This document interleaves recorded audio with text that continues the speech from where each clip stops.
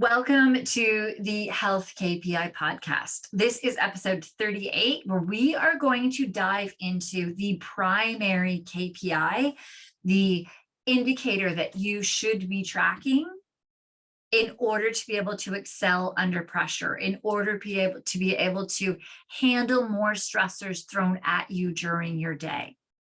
And that is through tracking your HRV. And that is what we are going to be diving into today.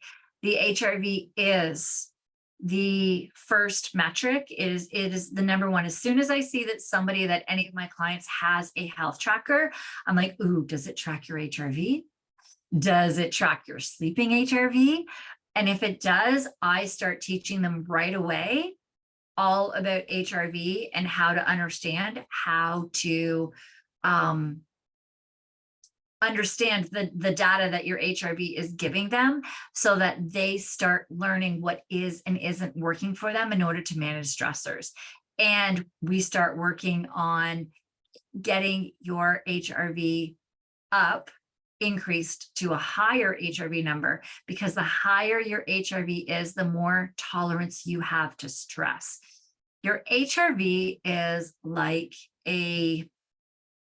think of it like an elastic in a sense, and it's your elasticity to be able to handle stress. So you want it to be able to come back in where you can handle like really tight tension, be able to pull it really, really tight and it not break and have that tension there. And you want your tolerance to be able to calm and be relaxed, and where there's no tension on that elastic as well. That's what your HRV is. Essentially what it is your heart rate variability. You know about your heart rate. Your heart rate is the number of times that your heart beats in a minute. Now, your heart rate variability is the time in between heartbeats. So your heart rate should go up when you're running, when you're pushing yourself, when you're taxing yourself, when you're doing anything that is really pushing your body, your heart rate should go up. And when you're relaxed, it should slow down. But how much does it slow down? And we want it to get to where when you are relaxed, when you are calm, that your heart rate, that variability, that time in between beats is long. And the longer that time is in between beats, the more tolerance you have to stress. Your ability to handle stressors, to stay calm, to focus on things. The better your focus is, the better your brain can think, the better you can problem solve. Your tolerance to anything that is happening in your day goes up. And what you will start noticing is that when you learn about HRV, when you start tracking it, when you have a low HRV, you'll find that those are the days that things bother you at work. Or if your HRV is consistently lower than it used to be, you might start not even finding joy in your job anymore. Things might frustrate you more at the job. There might be things that never used to bother you start bothering you. You may find that when you are not at that point, but you're at a point where there's some things that are stressing you out more than others, your HRV is lower on some days, such as you did go out and party a little harder, have a few too many drinks the night before, you stayed up really, really late, or you were traveling and you're in a different time zone and you're adjusting to a new time zone. These things will affect your HRV, your ability to handle stressors. And you'll find the next day that you're more foggy, you're maybe more short with your kids, you're not able to even sit and focus on certain things without your mind wandering, or you have to read paragraphs numerous times. This is where we know that your ability to tolerate things, to manage things, to problem solve, it really does affect it. That, if you're waking up and your HRV is low, you're like, ooh, I'm going to have to watch what I say in the office sometimes, or watch things around my spouse sometimes, because that you are probably going to be shorter than you would be on other things. Interestingly, as well, with your HRV, in my past of working with first responders, my experience with them, is whenever any of them come to me with a low HRV and they are struggling to make it through their PTSD treatments. If they are in PTSD treatments or they are in therapy treatments and they are struggling to make it through, especially things like EMDR therapy. There are studies that show it. There's an actual book that I have on that, I believe this one here. If you're watching, I have screens that I'm going through for this podcast.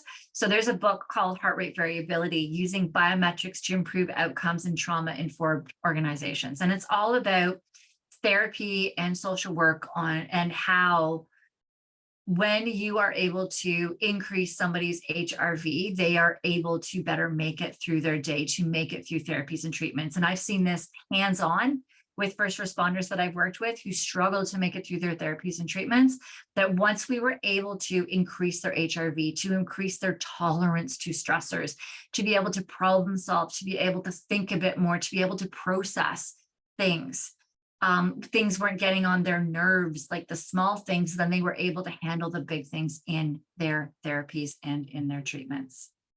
So it is really important to understand that the HRV absolutely affects everything in your day. And our goal, this is why it is so important when I track it with clients, is for us to be increasing your HRV. So if we're doing something that is actually decreasing your HRV, such as, I know some certain supplements for me decreases my HRV. It's actually where there are certain supplements that people say, oh, they're supposed to help you, but certain dosages, if it's too high or too low, it may not increase my HRV. Or if I do too high of a dose, it may actually negatively affect my HRV and put me into a more stressed state. So really understanding your HRV helps you to know as well what is and isn't working for you. And anytime that you are trying something new, if once you implement it, if your HRV starts going up, then you know you're on the right track. So it's really super helpful in everything that I do with clients. Your HRV, people ask me, what is an ideal HRV? Now, this is where it's hard, is it varies so much from person to person. Your genetics can play a part in 47 to 64% into where your HRV lies. So you may be an athlete, let's just use an athlete because that's an easy example. Let's say that, and I'm thinking of swimming just because we were just watching the swimming championships on TV. So let's take all of them. Let's take these top 8, the ones that made it right to the finals in their race. They are around the same age. They're around the same training schedules. Their times and everything are about the same. But if we start looking at their HRVs, they will vary because it is such an individual basis. So don't compare yours from one person to another. I'm 49. So I know like for a 50-year-old average, it's anywhere between like 35 to 40 at the lowest, up to about 60 is where you'd want to be. I do have a chart that I'm looking at on my screen right now. So if you're watching the video of this on YouTube, you can see that chart. And I can put actually the slide deck. I'll put the link to the slide deck as well in the show notes for you. So if you are trying to track it, don't compare yourself with somebody else's. As well, it depends on what device you're using. I use 2 devices. I use an Oura Ring and a Whoop Band. And I will tell you that consistently my Oura, they're very consistent. When my HRV increases, they raise on both, but my Oura Ring is usually 15 marks lower. It's milliseconds. It's usually about 15 to 16 milliseconds less than my whoop. My whoop is always, always higher than my aura, but they're consistent with one another. So it depends on the device that you're using as well. So there is a difference between your sleeping and your waking HRV. So if we think about this, it is the time in between your heartbeats. And when you are awake, there's so much happening. There's emails coming in, there might be different temperatures happening, your different activities. You might be in an environment that is stressful for you. You might be in an environment that's relaxing for you, but it switches all throughout the day. You're physically exerting yourself differently. You might be eating spicy food. You might be eating a food that is not agreeing with your body at the moment. You might have a cold or a flu or a fever or allergies. All of these things affect your waking HRV. So that is never going to be a consistent marker. It might be if you're tracking your HRV when you're working out, or you want to make sure something like your HRV going into a therapy session. They may check what your HRV is going into a therapy session to make sure that you do have the bandwidth for the therapy, as I spoke about earlier. So it's okay to check your HRV during the day, but just know that it is going to fluctuate like crazy. But knowing where your normals kind of lie during your day is a good indicator when you're doing something like, say you do have a big creative project, or you're doing a deal and you're like, oh crap, my HRV is really low. Then you can pull out some of your tools to be able to help calm your system and increase that time in between your heartbeats during the day. Now, your sleeping HRV, that's where I love to dive into. Your sleeping HRV is consistent. Usually you're in the same bed, usually the same temperature, usually the same lights. Like more and more is consistent in your night. So comparing one night to another in your HRV is super helpful for really finding a lot of your baselines and where you're at. For females, you will find that during your cycle, your HRV will change, especially as you're going through perimenopause, as I am right now. Like I can see exactly when I'm having hot flashes in the night.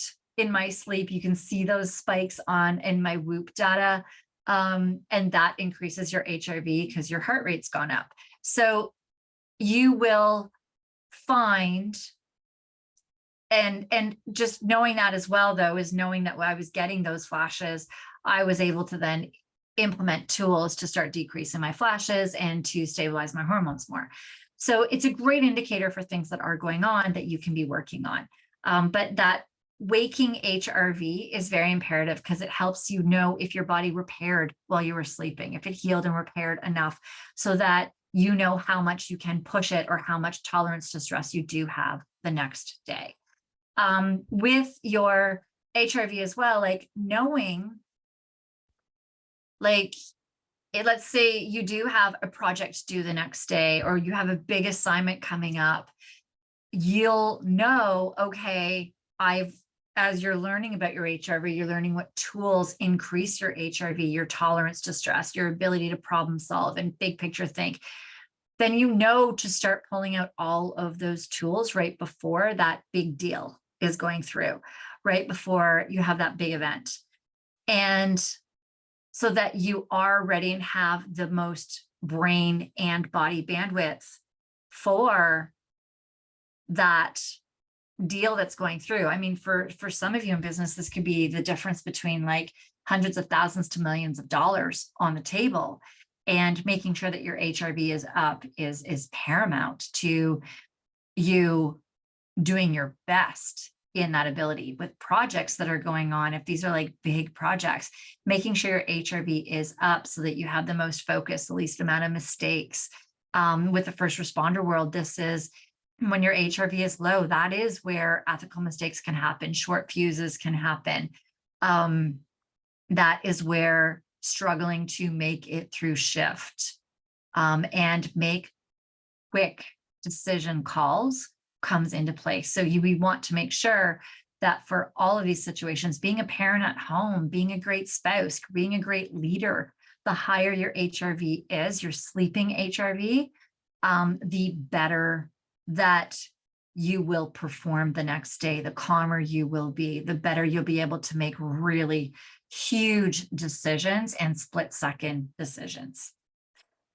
Now, the thing is that you don't always want to have a really high HRV every single day. We think about this. We think about exercise. We're always taught this with exercise. Go and exercise, push your body hard so that your body can adapt to stressors. And that is exactly right. You want to, it's like that elastic that I described. You want to be able to pull that elastic as tight as possible without it breaking, and it to be able to come back into shape. If we think about this like riding a horse, if you were just to let the reins go, not do anything with your feet in the stirrups, just totally relax, the horse is going to go all over the place in any direction, just not even know which end is up. It's not going to be able to perform well. You need to have that balance between the tension of pulling the reins when you need and relaxing them, going a little bit to the left, a little bit to the right. It's the way that your feet are positioned as well. All of this is going to help you to have the best ride that you can on that horse and to get that horse to perform at its best. And it's never about being completely relaxed. So if you have an HRV, if you want it to just always be high, that's never going to happen, because life also is always throwing you curveballs all of the time.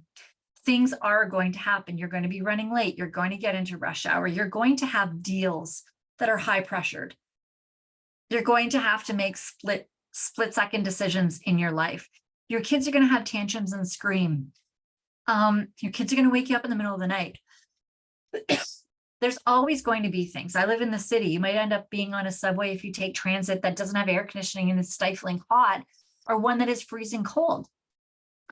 Your body always needs to be able to adapt. And so we want that high HRV, but we want to be able to have that ability to recover and adapt. So what we want as well, the key is how quick do you recover? So on the Whoop, let me see if I have a picture of that here for you guys. Yes, you'll see this here on the Whoop. I have a green 84% recovery and a red 22% recovery. That red 22% was probably when I was recovering from being sick, because that's really super low. Whoop also has a yellow, so it goes green, yellow, red.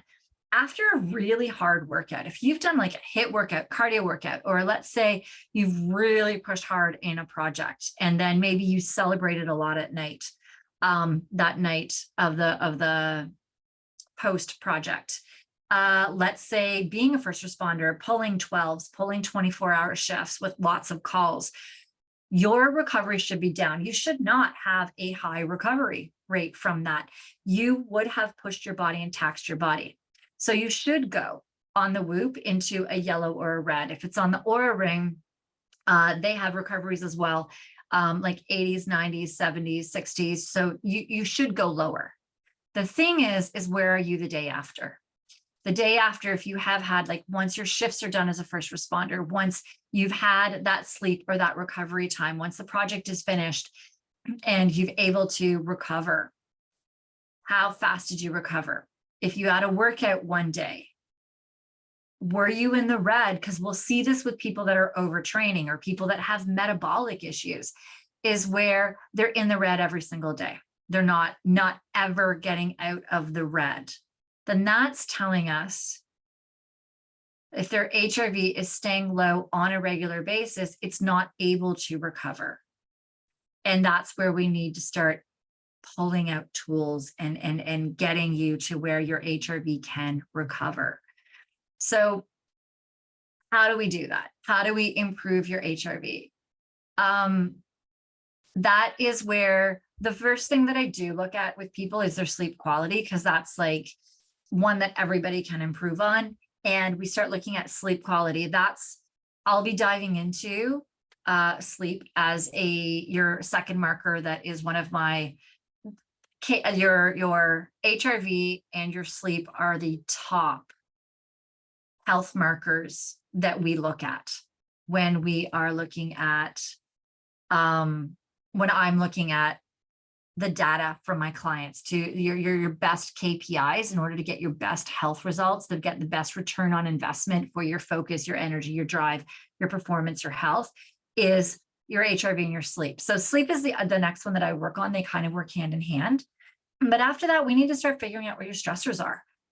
It could be that there's a food that is really bothering your gut right now because of something that's going on in your gut right now, that taking it out will relieve your stress. We know that sugars increase your stress on your body. And there might be something in the office. There might be a toxic boss. There might be just the hours that you're working. It might even be an excited thing of a project that you're working on that's really, really exciting, but you're not bringing in the tools to be able to balance out how often you're living in that stress state, because your stress state kicks in for excitement as well as struggles that we're having. Our social events, social gathering, are you socializing, or have you kind of like delved into your bubble during lockdown? This was huge. I know for introverts, I was very happy being in lockdown, whereas extroverts struggled with that. There's all kinds of different stressors. Do you have family stressors, in-law stressors, supplements? There are certain supplements that you could be taking that actually could be stressing you out, and that could actually be decreasing your HRV. The list goes on. There are so many different stressors. When I start diving into things with people, there could be traumas in your past. There could be traumas that have happened in your job. There could have been a deal or a toxic relationship at work that has created certain traumas that has decreased your HRV.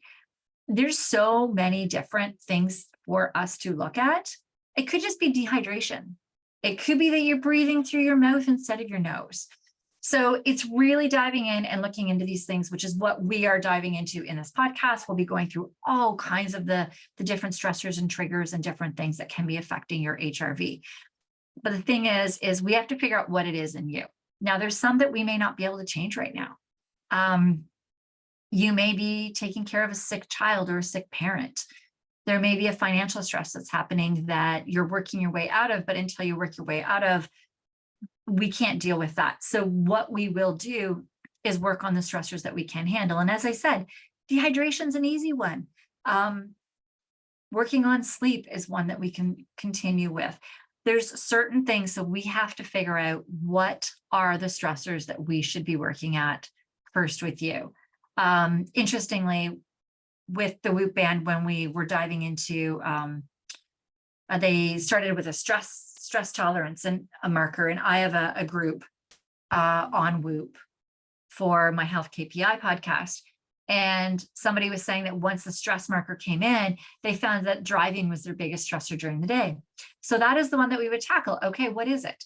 Was there a trauma? Was there an accident that happened? And now every time that you're driving in traffic or certain places, your stress goes up.